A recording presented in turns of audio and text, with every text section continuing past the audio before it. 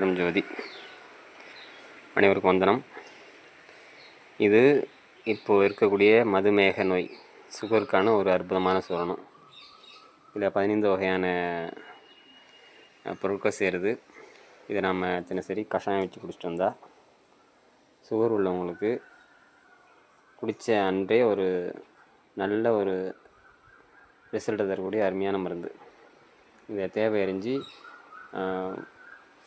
ஒரு வாரம் இல்லை 10 நாள் தொடர்ந்து எடுத்து வந்தோம்னா நல்ல பலன் கிடைக்கும்.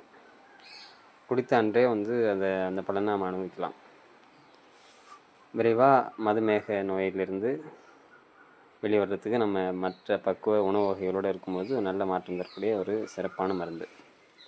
இதுக்கு தேவையான பொருட்கள் என்னென்னு பார்க்கலாம். கருவேலம்பட்டை, வேப்பம்பட்டை நல்ல முதிர்ந்ததாக இருந்தால் ரொம்ப சிறப்பு. மருதம்பட்டை, கரடக்கிழங்கு, வெள்ளருகு, நன்னாரி, சந்தனம், பரங்கிச்சக்கை பாலில் வச்சு சுத்தம் பண்ணதாக இருக்கணும். சுருள்பட்டை, சென்னை லவங்கப்பட்டைன்னு சொல்கிற சுருள்பட்டை, மிளகு, சீரகம், மகாகனி விதை, வெந்தயம், ரெண்டையும் அரைச்சி பவுட்ரு ஆக்கிட்டேன். இது விராலி, இது கருவேப்பில்லை.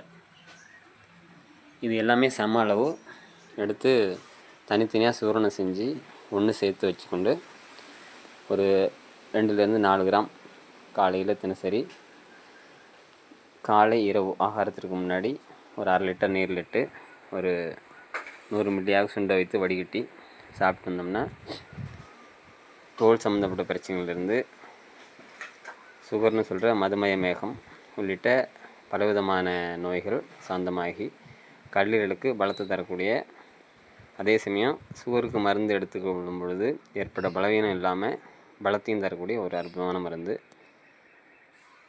அற்பெரும் ஜோதி. நன்றி.